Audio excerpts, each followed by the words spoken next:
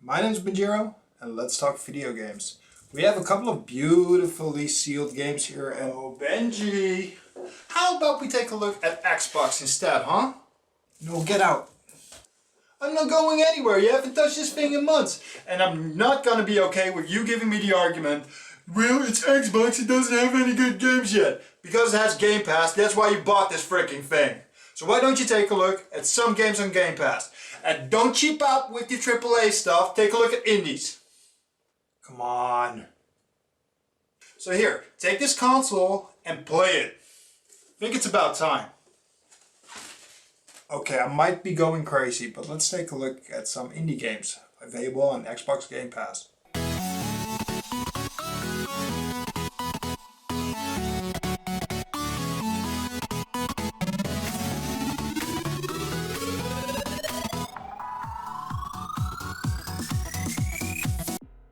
The first game we're going to look at is Carrion. Carrion was released in July 2020 and was created by Phobia Game Studios. What is Carrion? It's a horror game that answers the long-standing question, what if you are the monster? You play as a red gooey slob with tentacles, eyes and teeth. Oh, so many teeth. And it's always hungry. I've known about the game for quite some time, but never played it until recently. It was described to me as a Metroidvania, but I can't agree with that one bit. The levels are very linear, and there's pretty much only one way to progress and move forward. Backtracking isn't really a thing. Where in a Metroidvania, players get to explore more freely and new paths become accessible when you unlock new abilities. In Carrion, we do unlock new abilities, but right after gaining them, the game teaches you about them instantaneously. So in almost, if not all cases, you have to use that newly found skill to progress to the next area. I do have to say, one really cool ability that comes to mind is body snatching. You invest in an enemy and can take control of that character for a short amount of time. This could be very useful to clean up a few enemies with a few well-placed shots. In other instances, you need a human to flip a switch so you can be on your way. In my opinion, this ability stands out and provides the player with really cool options. This game takes you through a hub world with access to a more traditional level structure, where you'll acquire new abilities that will be needed to clear that specific section. The goal of each level is to infect the area. There are multiple gashes in the wall that you can invest. Doing this serves as a checkpoint. Getting all the nukes invested will open a hatch so you can proceed to the next area. Enemies, also known as lunch, provide you with very basic combat mechanics. Some have guns, others have flamethrowers, and at some point they also get mechs. Beating the enemy is mostly done by being sneaky until you can grab, tear and shoot them to pieces.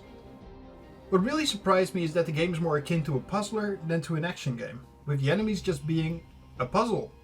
You have to figure it out, and clearing a room effectively really requires the player to think about it very carefully.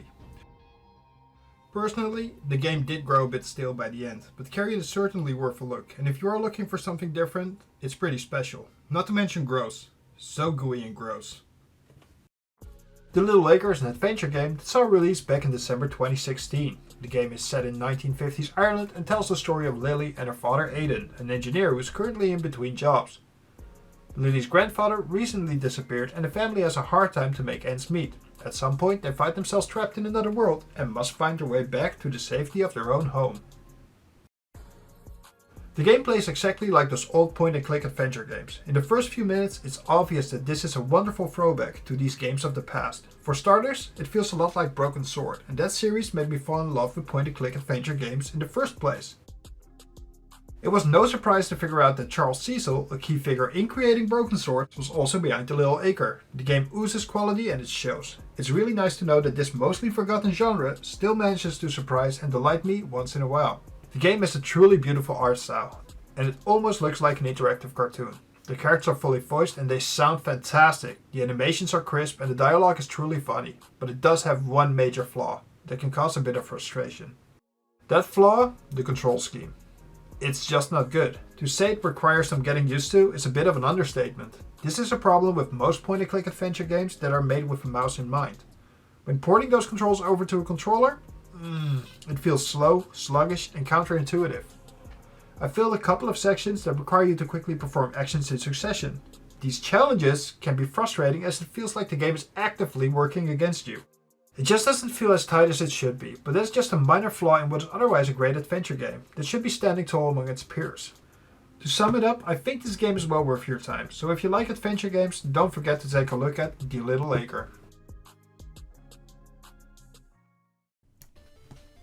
I wonder what the infomercial would be for this next game. Do you like to cry at night? Feel completely embarrassed that a game kicked your ass so hard that you wonder if you need to get good? Or maybe like me, your reflexes are just not cutting it anymore now that you're getting older and you should just stick to bingo. Well, join the Cyber Shadow support group now.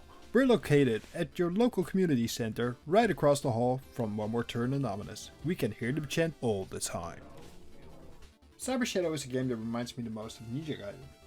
No, not that one. Not that one either. No, that's not even Ninja Gaiden. What are you doing? Yes, that one. What do you mean that's Shadow Warrior?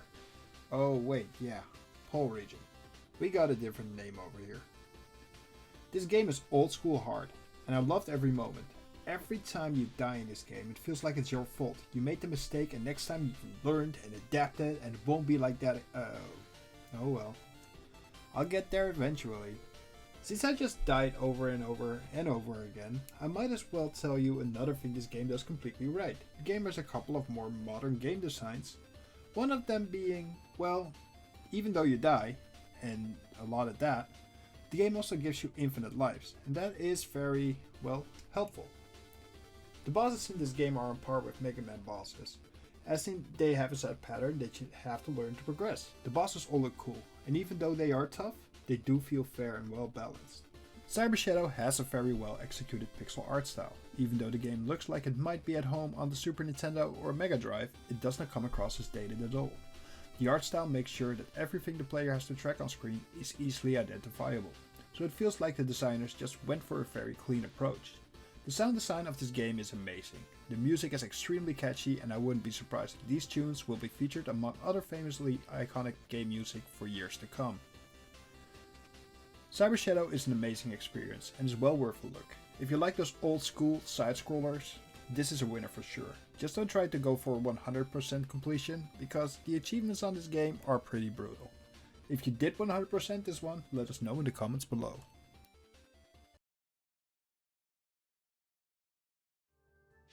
I got a question. What would happen if we crossed Pokemon with Metroid? If you pictured anything like this, that would be pretty awesome. But I was thinking more in line of Monster Sanctuary.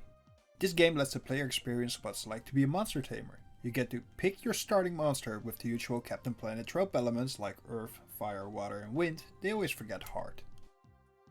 And send you on your way. Along the way you'll fight monsters while you're exploring the trial grounds.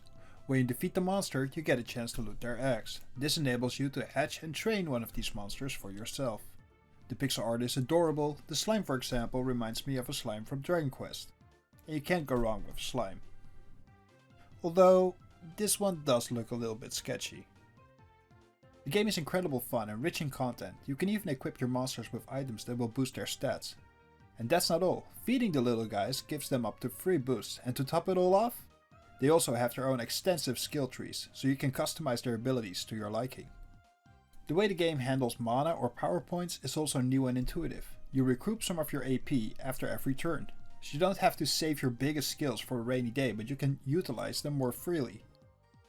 Not just that, but all monsters have a special ability that they can use outside of battle as well. With a bird you can hover and get to hard to reach platforms. The wolf will open secret paths and rooms, and these abilities really help exploration to stay fun and engaging. I want to look in every spot to see if I can find new gear and items. Exploration is extremely rewarding. Battles are turn-based, but so far I think they managed to make sure it doesn't get too repetitive. The combat is deep and rewarding. All your monsters build up a combo string, and the higher the combo, the more damage your monsters will do. This brings in a whole new element and strategy to battles. Not just that, but it's also possible to change the attack order of your monsters. This way you can make sure the combo meter multiplier goes into the right attack. The fact that every battle you get scored, and the higher the score the better the rewards, also makes sure that you're not just spamming the A button to just get past another meaningless encounter.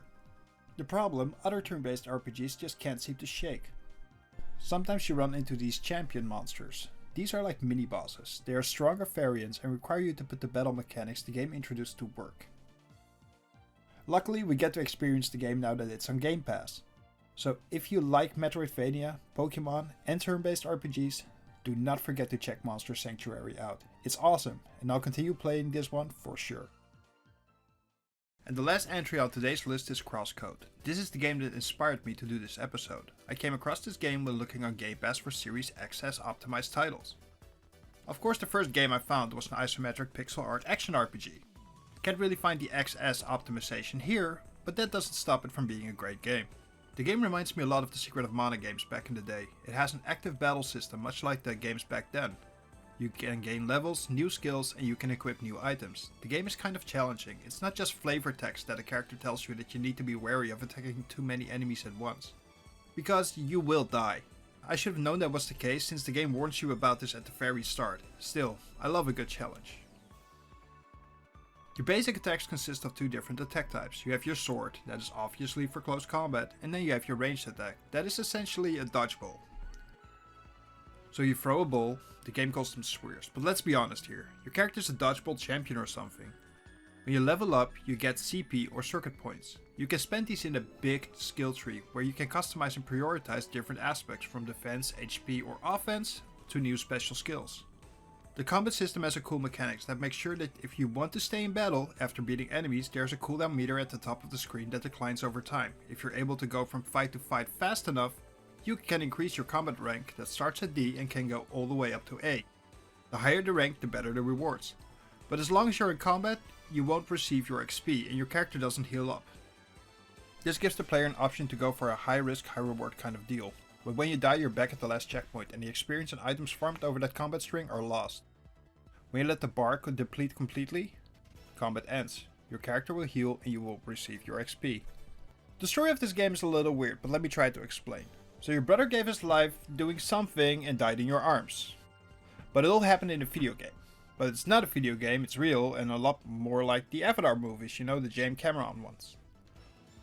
But stuff happens and now you have amnesia, so you don't remember who you are. Also, your hair is blue now, it used to be black, and you can't speak.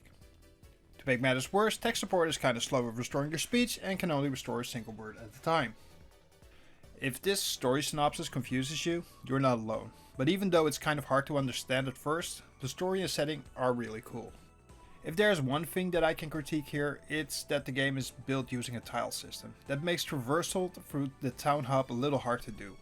It's easy to get lost and finding the shops where I could buy equipment took me several minutes.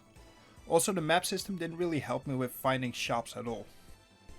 Crosscode is a really good game, and anyone looking for a nice action RPG with a great combat system, cool characters and a bonkers story shouldn't miss out on this one. Play it.